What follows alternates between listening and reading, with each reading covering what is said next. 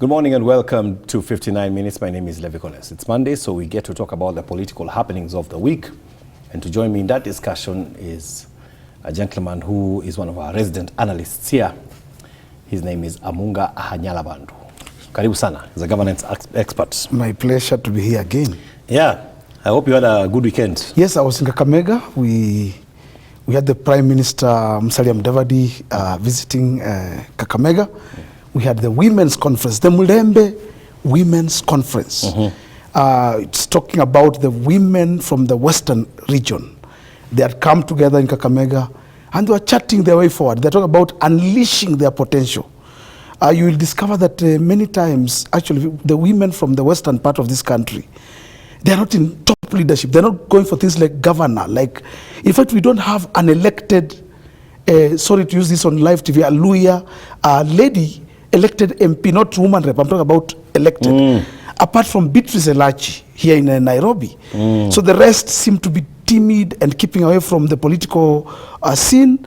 And so this conference was very important to make sure that these ladies can now pick up and run and also be in leadership. It was graced by His Excellency, the Prime Cabinet Secretary. Oh, very nice. Very nice. Those are good discussions, especially when you talk about that, to try to get them to move beyond affirmative action and go for spaces where men generally are. A lot of things are happening. Yes. And people are talking all over. And I don't know which one to start with, but let me start with the one that's top on the lips of many people. Yes. Is the issues between church and state. At the moment in time, we are talking about, is there too much state involvement in the church? Is there too much church involvement in the state? Yes. Have we intertwined the two? Is it possible to intertwine the two? Why do you think the conversation is so, so much on the table? Yes. And what should happen about it?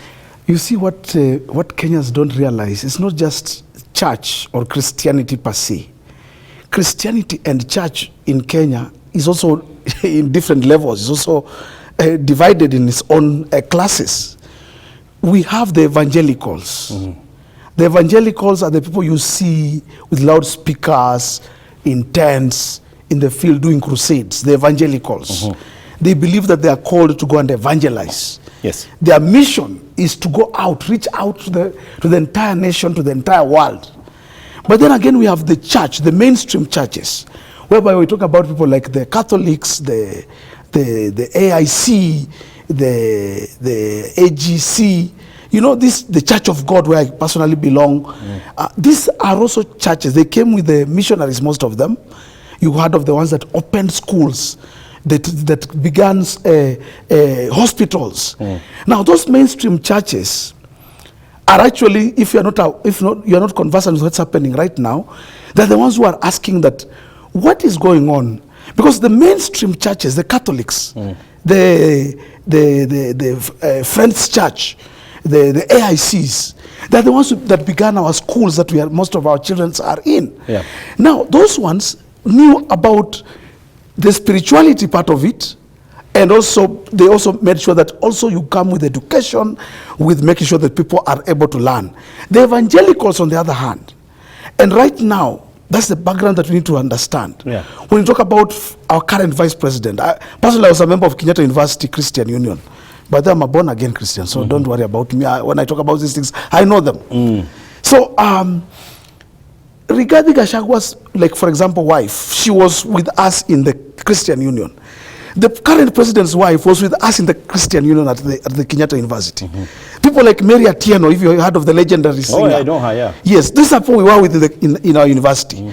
People like Ruben Kigame, the singer. That was my former boss. Yes, Ruben was with me in Kenyatta University CU. At that time, I'm talking about the early 90s, late 80s, the revival movement in the universities was very strong. And we had people like, we had the evangelicals, most of them came up that time. Talk about people like Joe Kayo and others, people who began these ministries, people like John Brown Masinde, people like Mark Karaoke. So these people are coming from that background. People like the Nairobi Pentecostal churches. There should be a man called Pastor Brown. Yes. These are people, Pastor Doyle, we were with them in the universities those days. And they had this urge to go and evangelize. Theirs is very different. from the mainstream churches. The mainstream churches come with a church, then a hospital, then work. The evangelicals believe our work is to go out there and evangelize. Nothing else. That is now where we need to cut the line. The people who have come into power right now, and what's making Kenyans have a lot of question, they don't understand these ones are coming from the evangelicals background. Their mission is go ye and win the world. To them, it is not about anything else. They can fast and pray. But so what we need is to ensure that they understand that even Paul in the Bible says, if a man does not work, he should not eat. It is work first before you go and evangelize. We cannot get fanatical about our religiosity. We need to balance. Everything in the world is about balancing. You balance as you do your work. So we are having a situation here, and I believe I'm seeing it on social media and everywhere, that people are saying, are we too much in this thing? Yes and no. Yes, because you can't remove somebody's spirituality from somebody. No, because again, yes, as a country, we have work to do. We have to think as a country. We have to map up our way. In Israel, where Christianity may have originated from, when they don't have rain, by then they don't have rain. It's a desert if you go to that country. But they have come up with irrigation schemes. They don't go to pray for rain. They don't go out there to look for, tell God, give us rain. Because there's no rain in Israel. So there's nothing like going to pray for rain for them. They have to think of how to, they have to ask God for wisdom. Leadership. And I'm talking to this to our leaders in this country. It's like Solomon in the Bible. When God asked Solomon, God loved Solomon so much. He asked Solomon, what can I do for you? What can I give you? Solomon said, give me wisdom. Wisdom and understanding of the times is better and much better and bigger than even going out there to say that I'm a Christian and I'm doing this. You need to first understand what is going on. You need to be wise. And when God gave Solomon wisdom, the country of Israel, the nation of Israel prospered. There is a, almost like a, I don't want to say a movement, but a school of thought where if you have this kind of conversation like we are having, and then you say the things that you are saying, yes, then it means that wewe utaki Mungu. I'm an atheist. Utaki Mungu na sasa ndio maana unapinga sana mambo ya Mungu, unapinga mambo ya Mungu, unasema sijui nini. Actually, you the provost for All Saints Cathedral. Yes, Wainaina. Yeah, he wrote something. Yes. And he got praise and vilification. Yes. In equal measure. Some even said, oh, he's a friend of Uhuru Kenyatta. That he's coming from. Yes. I don't know.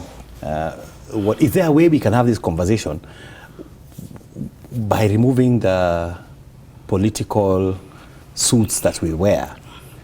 And actually, do you think it's possible for us to ever have that conversation as a country without the political lenses? Yes, it's very possible. It is, first of all, the people who are in political leadership to realize they have been called, their high calling is a bit higher, then they are called to lead. The Bible says that all leadership is from God. So already they have been chosen by God. They don't need to prove it. They don't need to show it. You already are in power because God wanted you to be there. So rule. Now rule. There are people who are called now to be full-time ministers in the word, to be prayer warriors. We need to separate. All we are trying to say, and I think Kenyans are asking, is not that we are castigating Christianity. All of us are Christians. And not all of us, but many of us, let me say many of us in this country are Christians. But those who are Christians, when you see somebody overdoing, and you have seen it even in your village or in your house or in your estate where you live. I personally had to move from a house when a certain church came and placed themselves next to my door. And wakaweka speakers kubwa kubwa. And they made everybody, even the Christians who are in that estate, you can't even want to be a Christian. Because these people are so arrogant, they put big microphones, they'll pray throughout the night. When you look inside, there are around 5 people inside. But they have put loudspeakers outside the building, not even inside. It's like they are saying, we must listen to what they are saying. We need to reach a place as a country to say, yes, there is freedom of worship. There's freedom to go to your church. But your freedom should not also interfere with the other person's freedom. I was not very pleased when one of the speakers stood up during the National Prayer Rally and said, some of you are prophets of Baal. You know, you are not people of God, as we are from God. That kind of segregation, we are all children of God. And even if you tend to think we are not, don't judge us. Don't use your platform as an elevated leader to judge some of us and say, these ones are from God, these ones are from the devil.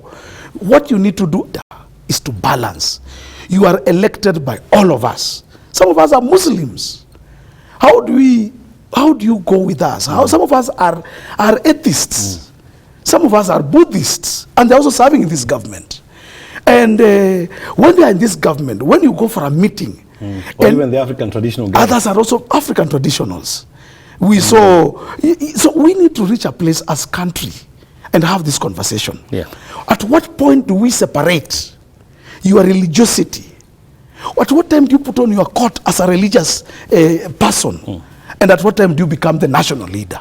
A national leader unites. A national leader is a leader for all of us. You are not a leader for a few Christians, for the saved ones. You are a leader for even those ones who are going to the bar. Even those ones who are in jail today, this morning. You are their leader. You are their president. You are their first lady. And we are maintaining your office with taxpayers' money. So we expect you also to address us. Address our issues and the concerns. And there are many issues to be addressed in this country. HIV and AIDS is still there among our youth. We are talking about cancer awareness. We have so many issues that can be addressed. And you don't need to really hype up the Christianity part of it. You can address them as you bring in the Christianity. You front these issues that affect us. As you front them, you give us the solutions.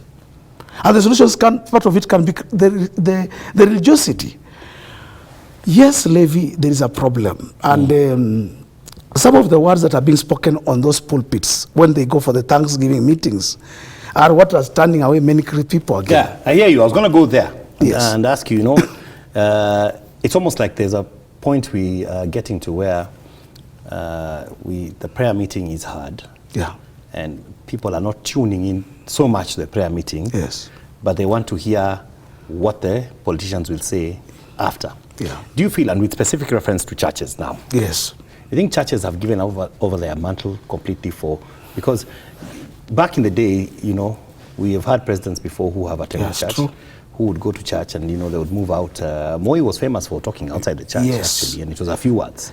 And he was probably the only one, even In fact, if he had to greet people. He greets from outside the church. Yeah, now we have a lot of greetings after the service. Yes. And then we have, I don't know whether you listened to, I wish I had that clip. Maybe next time I'll be preparing, so we do that. Yes. Governor Sonko. Yes, Sonko. Did you listen? I was there. Former governor. Yeah, in Nakuru. Yeah. Did you listen to what I he listened said? to everything he said. At a church gathering. At a church gathering. And what surprised, And there was no rebuke from the pastors. And what surprised us is that some of the church leaders were sitting right at the front. Some of them were smiling and even clapped when he came down from the podium. Now, you are right. And that's what I'm telling Kenyans. The evangelicals have a way of going overboard. They are my friends. I'm an evangelical myself. But as evangelicals, we need to reach a place also to discover the Do you feel like they should take charge of that altar, moment? Because make sure the altar of God is protected.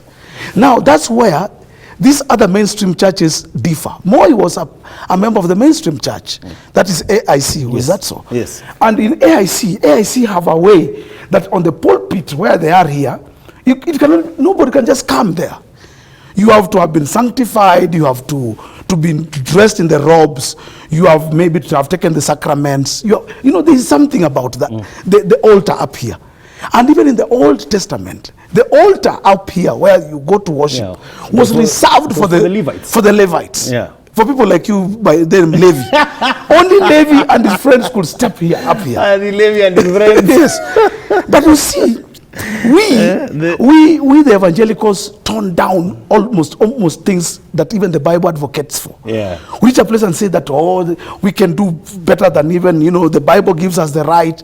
So there's even a time, there's been a debate like The ladies, when they come to church, they should cover their heads, you know, something like that. But we, the evangelicals, came up and said, why? Why should somebody cover his head? Come and preach. Come with your hairstyle or whatever you want. Let things go. Just what would happen if the pastor said, for example, okay, you're coming to prayer. We recognize the head of state will be there, you know, and his deputy. Yeah. Come, pray, receive the word. If you want to speak, we'll give you a chance outside the church. The head of state can say hi. Of course. You know, he's the head of state after all. Yes. But the rest of you guys, mkitaka mastori, pelekeni kwa barabara. You know how they go in the pastors will not allow that, because let me tell you why. Our churches are divided. There are those who believe in that, what you're talking about. Yeah. But the current dispensation that we are living in, our leaders are from the evangelical part of it. The evangelicals don't mind. And I don't think if they can reach a place to tell the president, you go and speak from outside there, they will not. Because the evangelicals have something called prosperity gospel.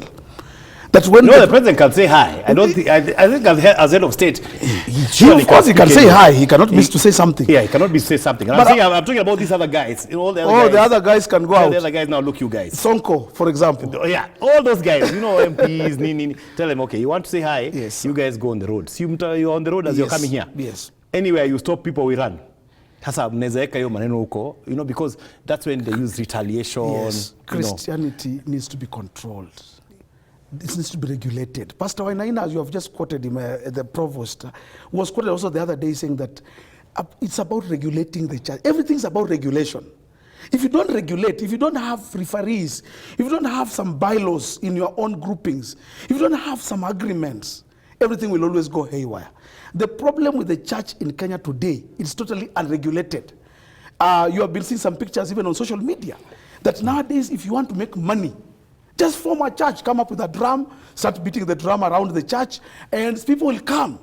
This weekend in Bomet, those who are watching us maybe from Bomet, I saw that, will tell you that Bomet was a beehive of activity. All hotels were booked, buses everywhere was full, because a religious activity was going on. And the security that the religious amount of police presence. The police presence was bigger than even the president's police presence. I was with Musalia in Western, and I was watching our security with the PS, the Prime Minister, and the security for the man of God in Bomet. It was different. The one of man of God was elaborate. It was big. The outriders and everything. Yeah, they call him mightiest. Yeah, the mightiest prophet of God. And the whole of Bomet came to a standstill. So the thing about churches is, how do we regulate them? How do we make a club that pastors, because I want to tell you, like the mightiest prophet of God, we're not so going to sit with Mark Karaoke on a table like we are seated, and Mark Karaoke starts to advise him that, you know, this is what you are supposed to be doing. They don't even sit. They don't talk. Everybody runs his show. Yeah. And that is the problem in the evangelical world. That everybody becomes a local almighty on his own. When you discover I have a talent, I have a gift, I'm a prophet, you become a local almighty. You have your people, your followers who can protect you. Some can die for you. So you reach a place you feel, I'm bigger than even the government of the day. And you see, that is where the problem starts. Regulating our churches. It's not regulating the leaders. Yeah. Our political leaders, when they reach there, they see a podium. Let me ask you this last question before we move to something else. Yes. That regulation you talk about, do you think it will ever be possible? It is possible, like through the mainstream churches. You see, sometimes we have got bodies. You see, we've got. Yes, we have NCCK. Yeah, but you see, not everyone subscribes to it. That's what I want to tell you. NCCK, National Council of Churches of Kenya, regulates mainly the mainstream churches, the Catholic, the AIC, the AGC, the French Church Quakers. But when they tell the members of the evangelical to join them, they refuse. The evangelicals tell them, you don't even know what it is to be a Christian. You can't even speak in tongues. We speak in tongues. You don't. So at the end of the day, you discover regulating these people is very hard. You're going to be in trouble with these guys. I know they will be on me after this show. But the truth of the matter is, a person who speaks in tongues, for example, always believes that he's speaking directly to God. You don't need anybody else. So why should you regulate me if I can talk to God direct? I listen to God. You hear them say, last night God told me. So you see, this is a person speaking to God direct. How does a Mayor Amunga from the from National Council of Churches go to the mightiest prophet of all and tell him that you need to regulate. Because the your issue, I meetings. agree with you, starts from what churches decide to do. Yes. Because, for example, we don't see this happening in the mosque. It doesn't. The people in the mosques are very regulated. We don't see it happening in the Hindu temple. It doesn't. We are only seeing it. In us, the Christians and the evangelicals. the Christians, yeah. But look So, at the Muslim world, very regulated, very. They know if you pick up Fridays or Sabbath, you'll see all of them go to their church, and it'll be exactly 1 hour. I have a church in South B where next to me. They can pray the whole weekend, non-stop. Everybody's on, the microphones are on. You can't regulate them. They are trying to bring heaven down to you, Yes. bro. So, and let me say this on national TV. Yes. Even marriages are broken up because of these things of religiosity. Your wife goes to these services in Bomet, anapanda bus, anakaa huko for 4 days, ameacha watoto, nothing, no work going on. This thing that you are seeing is a very big cancer in our homes even, not just in government. The lack of regulation in churches. You see a person, your wife goes to a church of, say, one of the evangelical churches here in Nairobi, and the pastor there preaches that you must give.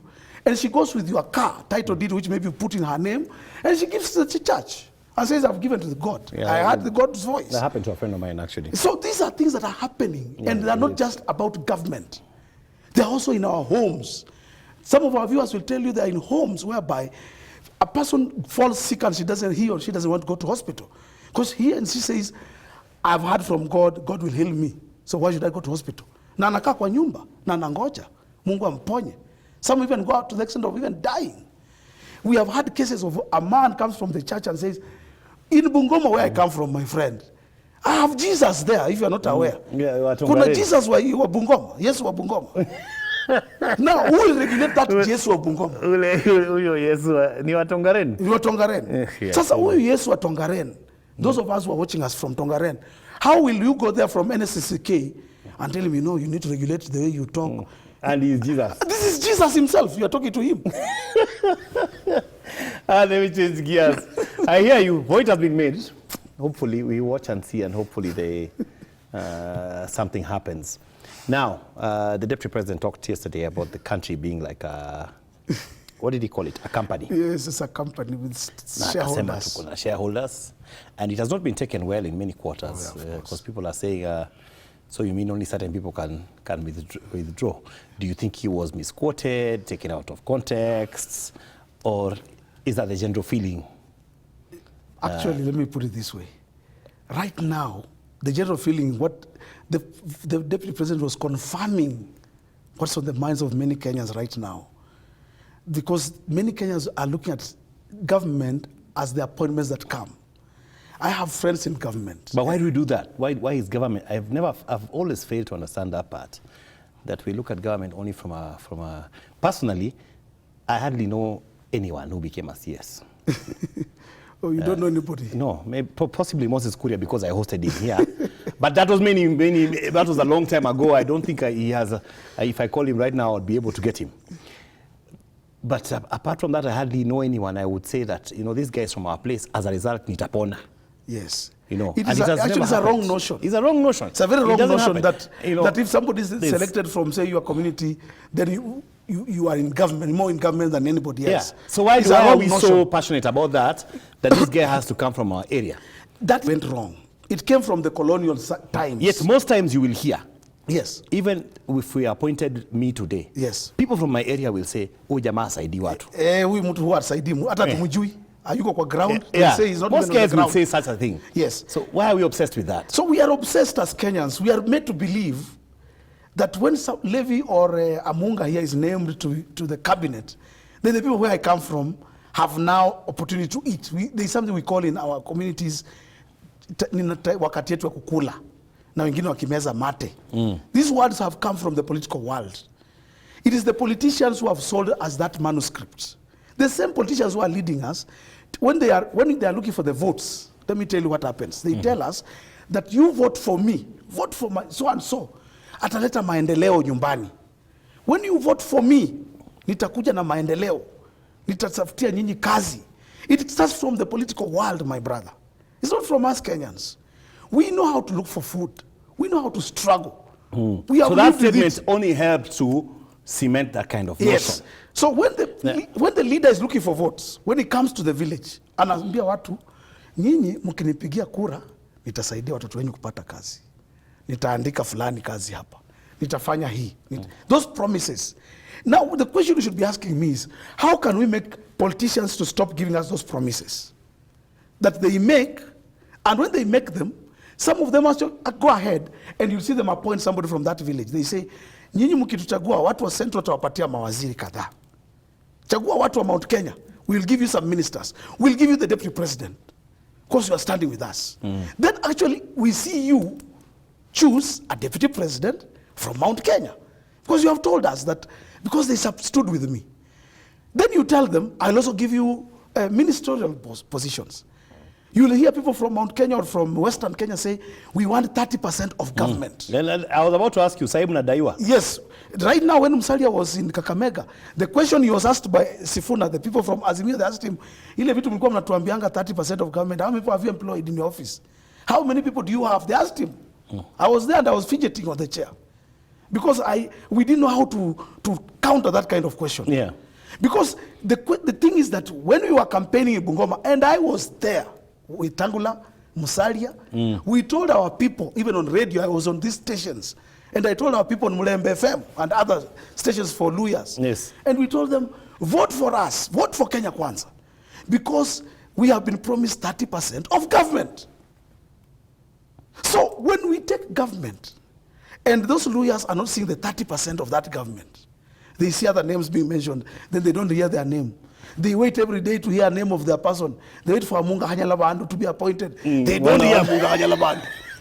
When I go back home, that is the first question I ask. What's going on in Nairobi? AMUNGA AKHANYALANDU, what happened to you? The way you campaigned for this government. The way you are everywhere on every TV show. Yeah. Why are you not getting anything?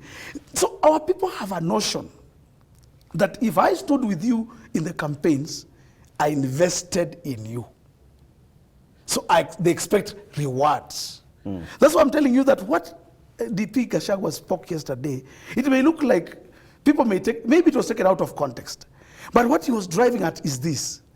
If you are not with us during the campaigns, don't come demanding so much from us. I don't think he was saying that you are not part of government. They are in government, yes. Government will give of services. Do you think it's alluding to maybe, because there are stories, some of them unconfirmed, that, of course, the number of people who have applied for jobs is very high. Yes. 5,000 alone for CAS. For CAS. Which will have only 22 positions. 22, yeah. Can you imagine? If you go in a 5, maybe 30. 4,988 are going to be left out. Are going to be left out. Some of them who are applying, of course, yes, might have been on the other side. Yes. But they are saying, okay, this is a government position. Serikali si imeingia, I still have hope, let me try. Yes. And there has been complaints in the past that, yes, so and so, he was not with our party, but amekuja amepewa kitu. Yes. Amewacha watu kwa line. Yes. So and so amekuja, even Juzi I had such a friend of mine was appointed somewhere, and yes, I had complaints. Yes, of course. Ati hakukuwa, it was a part of our mrengo. Hakukuwa kwa hii mrengo na amepata aje watu. Kazi. Yes. So you wonder now, okay, to the victor goes the spoils, yeah, which is what happens even in many democracies. Yes. That if we go for a war with you, AMUNGA, and we have to share the spoils. Yes, we have to eat something together. We have to eat something. Sindio? Yes. But at the same time, with a country, there are also other people who belong in the country. Yes. How do you balance the two? That's a good question. How do we balance the two? This is how they balance. If you listen very well, the President William Ruto talks about all of us Kenyans. All of us, this is a country of all of us. Wote muko kwa serikali. The president is very clear. He never goes anywhere. He never talks about... Yeah, what he says and what he's being said. Now, and that's why you have asked me, how do you balance? But again, the president at the back of his mind knows the people who stood with him. He will not come public and say, AMUNGA AKHANYALANDU, you are very good with me. Chukua kazi hapo mara moja. He can't do that. He's the president. But now, the deputy president in a country, and in our dispensation as this country, becomes modoa moko, yani mutu wa mukono. The person who can take the barbs, the person who can talk. So do you feel like the government is balancing that way? That is the balancing. So the president says that, yes, so everyone feels okay. So we are fine. We are fine. And then the deputy assures the support base. Yes, because that you guys were still with you. The deputy president and the president is aware that they have a support base. My friend, they'll not be where they are today without that support base. Those words that the deputy president was speaking, he was speaking at the base. The very people who voted for this government. This government won by a very slight margin. A very slight margin. This base, the deputy president and even this government knows you need to maintain it. You have to secure it. You have to keep it at peace. And how do you do that? You have to give them assurances. Mulitupigia na tunajua. Sisi hatujasahau nyinyi. Tuko na nyinyi. We have not forgotten you guys. When you see us going to do things in Nyanza, where, we are going there because we are just in government. But at the end of the day, Moi used to say this. Kila mtu atarudi kwa nyumba yake jioni. Moi used to tell us. But how do we ensure, even as I want to wind up on this discussion, that talk, much as it's a strategy coming from this side, doesn't result in a very huge political divide on the people? Yeah. And a feeling of, because you know, this morning I had some people talk, oh, so if you don't want us, then don't take our taxes. There's that kind of talk. Yeah, you know. Yes, of course. They are in social media everywhere. The only way to avoid it, Levi, is to be careful with our words. Don't say those words publicly. There are some things spoken to a few people. You switch off the cameras. Must we have your cameras on when I want to address 5,000 people who voted for me? There are things that we speak in our bedrooms. There are things we speak in our sitting rooms. There are things we speak. What regarding Gachagua? There are layers to this. Yes. The only problem that we have had with our brother regarding Gachagua and our deputy president, some things that we were supposed to have spoken in the bedroom, anatoka huko na anatuongelesha kwa sitting room.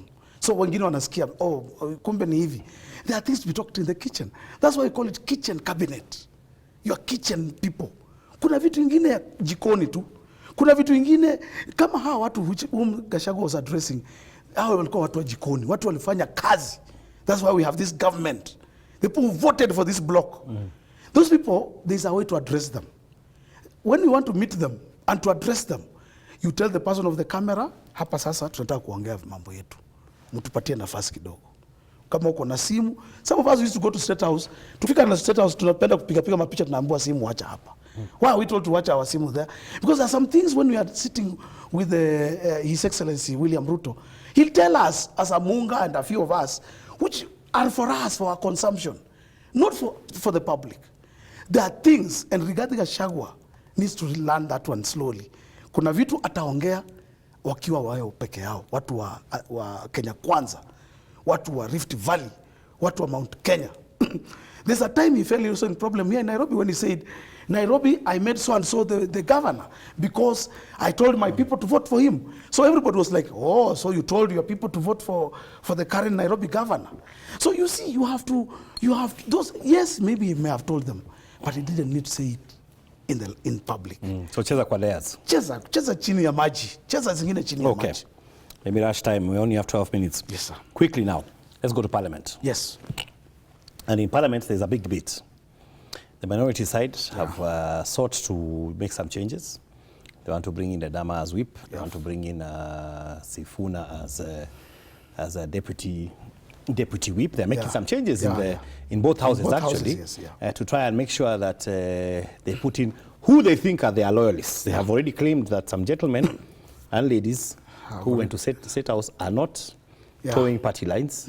And we even saw Kalonzo yesterday, speaking very toughly, very rarely, saying, hata wakibaki wawili tu, watabaki kwa opposition. Wakiwa wawili.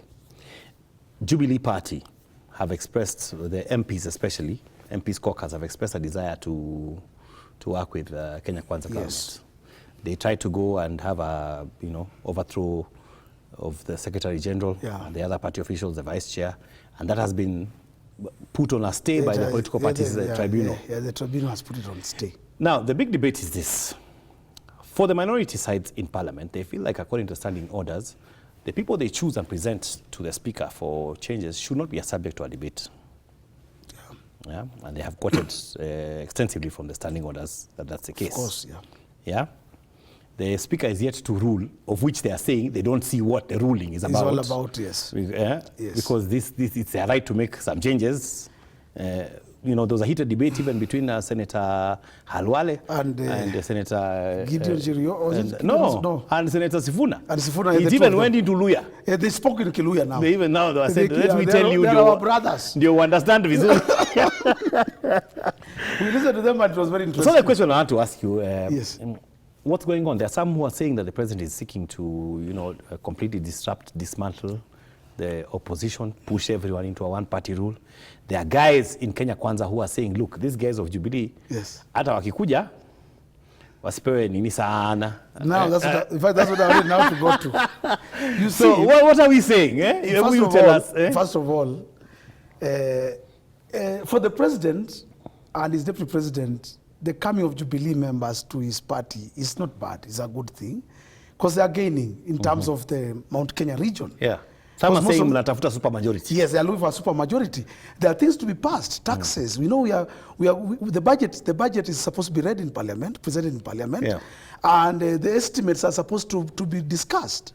The president needs a majority in Parliament who can help him to pass those bills and those laws, because if the tax estimates are not passed, then this country will grow into a hole. We will not be able to operate.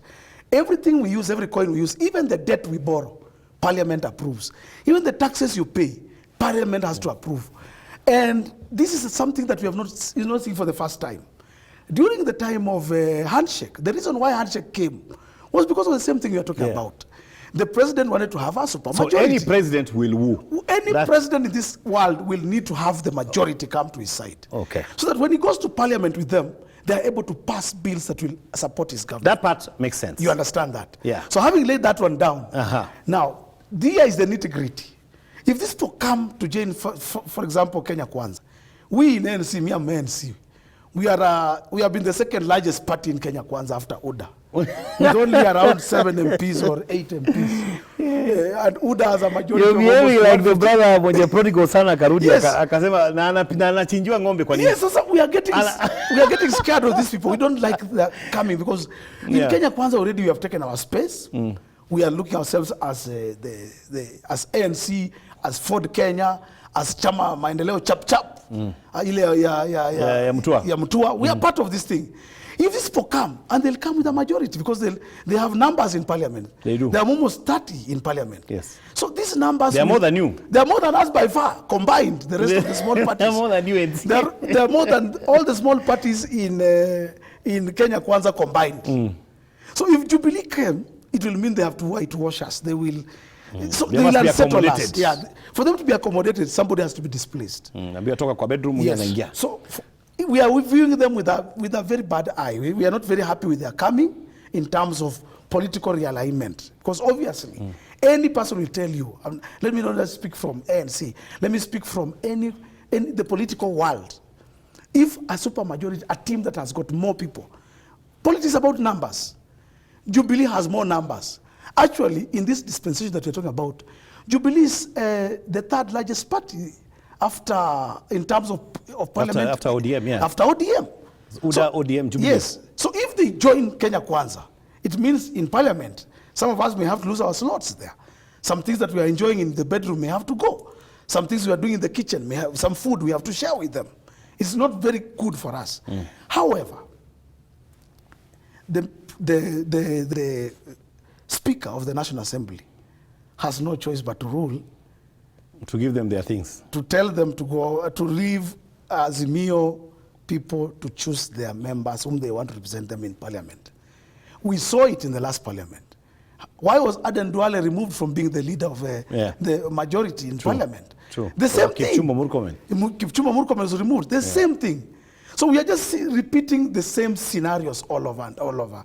All that the Speaker needs to do is to allow Azimio to have people who can represent their interests properly. Yeah. You cannot have do you feel though that debate, because that debate took up most of the time? Yeah, it took up a lot of time, but I don't think that debate is even necessary. Do you think it's wasting our time in terms of, people look at it and say, okay. Yes, because if I have moved to Kenya Kwanza, Sabina Chege is now talking our language as Kenya Kwanza.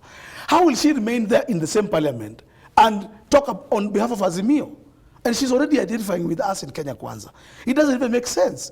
In fact, in a good democracy. Yeah, you know, Senator Kaulali said that too. Yes, in a good democracy. These people should have already stepped aside and said, as we are moving out to work with the government, we are also relinquishing our positions. That's what people do people who are in mature democracies. But in Kenya, you want to have your cake and eat it. You cannot. Sabina Chege, if you are with us, if your name is Kanini Kega, and you have decided to cross over to join us in Kenya Kwanza, relinquish your packs in Azimio. Right. While we are on Azimio, and time is going really, 6 minutes. Yeah. Where are they headed? Azimio are heading to something that looks a bit dangerous. Actually, this one I want to say with a lot of soberness here. The government must check Azimio's moves as they move around the country. You may take them and just say it's Maandamano and I don't know, harmless crusades. I have read an article from one of them this morning, and I think I'll share it. You will be able to share it in your social media groups. One of them has written in one of these newspapers an article, and they have said that whatever they are doing, they want to lead to something called the Arab Spring. I don't know if our viewers know what the Arab Spring was all about. It was the revolution. It was something like a revolution. Yes. But it was, and it didn't even cover just one country. After yes, that, it covered the whole region, the yes. whole Arab region. And it upset so many things. And it removed so many people from power. And people lost lives. But what happened in the Arab Spring? The food prices increased. The costs of living went up. And the Arabs reached a place and they said, these governments of ours are not democratic. They're not leading us well. And so what the people did, they went and sat on the streets and refused to go to work. It's like a civil unrest. And what these people are leading to, don't imagine that they're just doing this for fun, that they just want to talk to people. No, these people are to incite Kenyans. And I don't like the way that our leaders are handling it in Kenya Kwanza by saying that kama ni kuongea waende waongee tu hatuna maneno na hao. You need to listen to what they are saying to those people. There are these things called bunge la wananchi. I've listened to some of them. When you listen to those bunge la wananchi going on, those are where the Azimio has actually infiltrated in bunge la wananchis. The talk there is tribal. The talk there is very nasty. It's actually, it is revolutionary. People are talking in a very bad way, and I don't like it. And I feel as a governance expert, the Kenya Kwanza leadership needs to sit down with the opposition also and really find out what is it that you really want. You cannot be saying that you are just going around the country. What is it that you want so that we see? And what if it's a handshake? Then what? If it's a handshake, the handshake this time is create the office of the opposition in parliament. That is the handshake. Give Raila and Azimio their time in parliament. Give them an office. Give them a vehicle. Give them parks. Let me say this. You may vilify the handshake, but sometimes, let me tell you, you can't rule without a handshake. And the Western world, and the viewers who are watching us need to know this. These trips you keep seeing the president going out, Raila also going out. The Western world, the British and the Americans are pushing for a working together between these two leaders. Because they believe if the two leaders cannot work together, we are headed for some bad place. And these mandamanos you're hearing about. And it affects the donors, it affects everybody. The investors. Even this thing you're talking about, the schools, the costs, these things are funded by donors. The reason why you are seeing things are not picking up so well is because of the undercurrents down here. This talk about the Arab Spring Revolution is not a very good talk. I hear you. And I was in Kakamega. As we were seated with the Prime Minister in Kakamega, I'm ending with this story. We just suddenly discovered Azimio people had entered the house. Martha Karua had entered.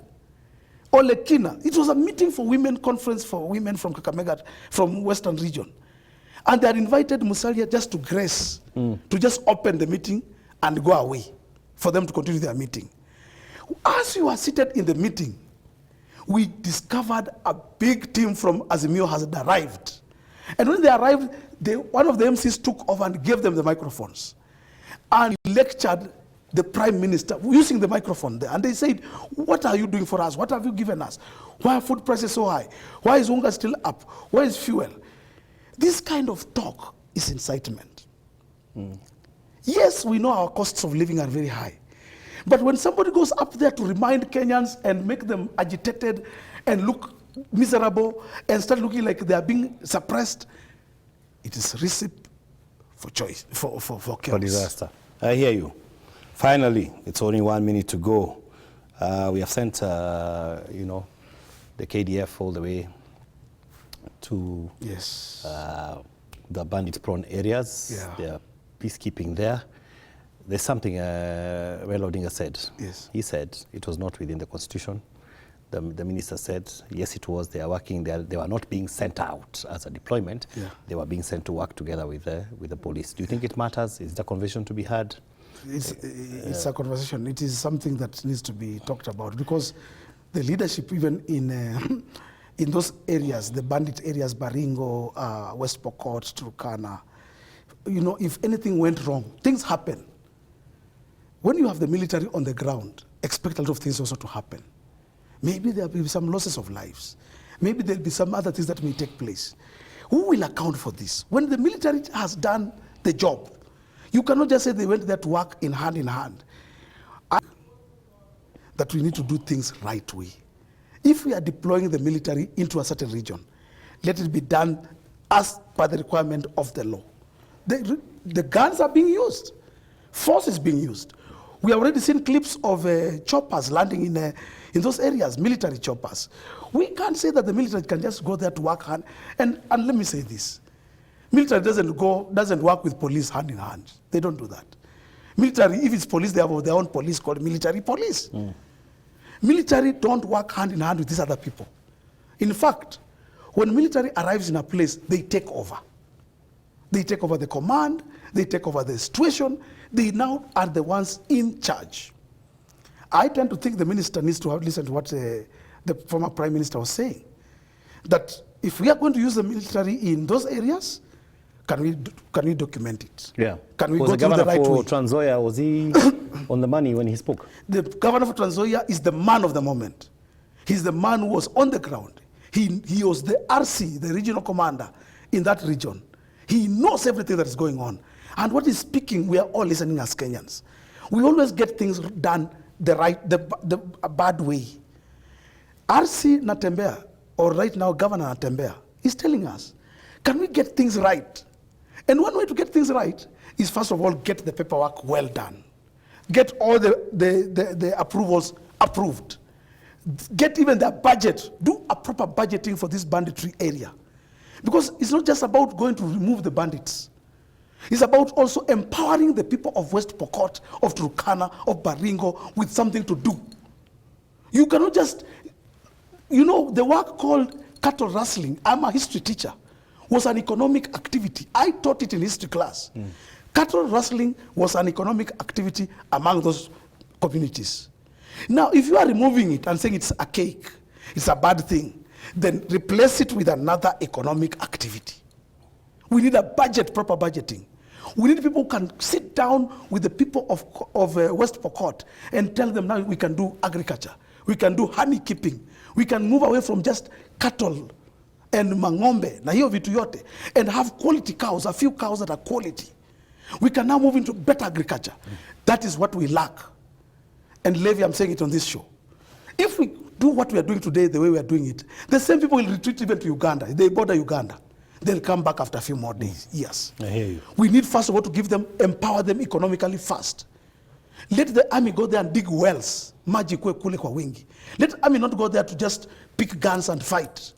Let the army go there to also make sure that people have got water. In fact, water is the biggest problem in those areas. Very true, very well said. We have to call it there. It's almost 11:05. So many things we did not talk about, but we'll look again this week. We'll talk about them. We'll keep on talking because this is our country and the conversation must be had. That is 59 minutes for this morning. I'm used to you being on the opinion box. We'll be back next week. And have yourself a wonderful day. Stay tuned for Leah coming up shortly with Ilosu.